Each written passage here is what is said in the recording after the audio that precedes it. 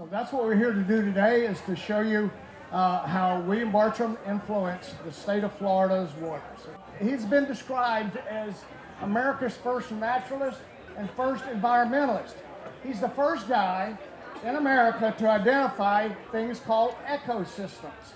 He saw the relationships between the ecology and all of the birds and animals and so forth. The very first person to describe that. He also is the first person in America to describe migrating birds. So he was important. So let's have a festival, and we call it the Bartram Frolic. That's what we do, and we do it around every Earth Day, which is also William Bartram's birthday. Amazing how that works out, really. And so what kind of a festival do we have? Well, we started out as a recreational festival with paddling, biking, and hiking. And then along comes the St. John's River Keeper, and they said, this is a great educational opportunity. And now we have educated almost 3,000 Putnam County students using William Bartram as the theme about our environment and all the environmental issues on the St. John's River. Isn't that cool? Second graders. It really is neat. It really is neat. And so the main part of this educational process is what we call the passport to the past. And so with a passport to the past, we have learning stations for all of the children and they're all centered around our living history.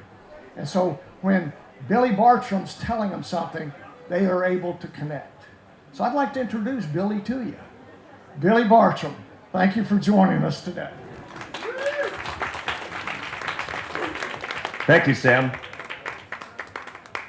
Well, we've been through quite a journey, as these two gentlemen have explained to you, and what I'd like to talk to you now is how we've gone into the educational component with the Living History program with the St. John's River Keeper.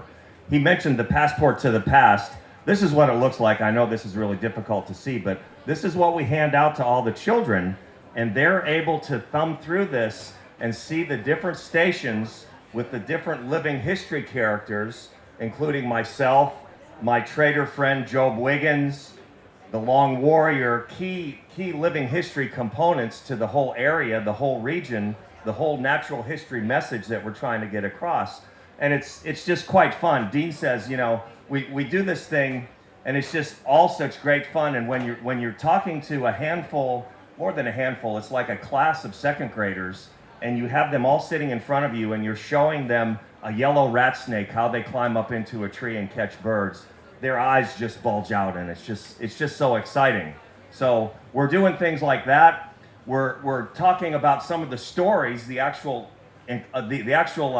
occurrences that happened with Billy Bartram in his travels, the encounters, things like a rattlesnake, the yellow brim, which you see the artwork over here. By the way, I don't know if Sam mentioned, but Billy was quite an artist.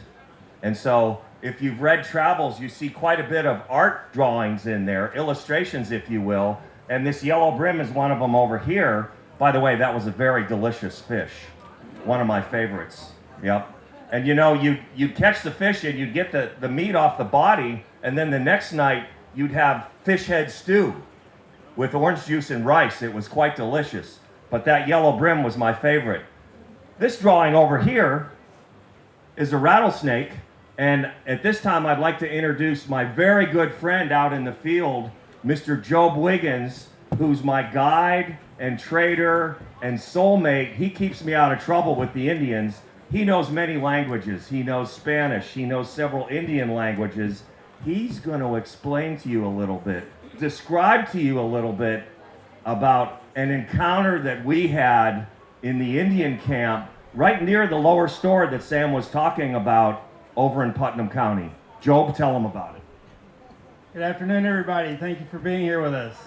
As you can see, and if you've heard from Billy, or we know him as Puggy, which is the flower hunter. That's what the Indians thought of him. They couldn't believe that this guy that I was taking around and introduced, his biggest thing was to look and find a flower so he could draw a picture of it.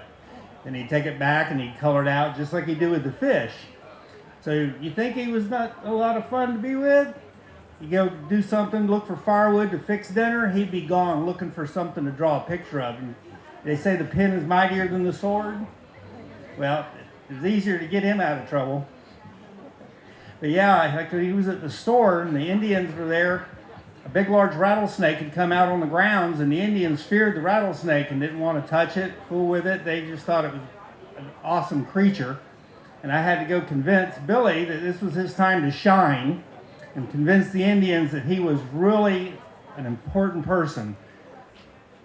But you have to come to the frolic, because unless you're there to see them kids and see the reaction they get, their interaction with all of us, they really light up, they shine, they ask all kinds of questions. You wouldn't believe the questions I get from the students about the appearance, the dress. Why do you do this? Why is that? If you're over around Palatka in April, check out our frolic. I guarantee you won't be disappointed.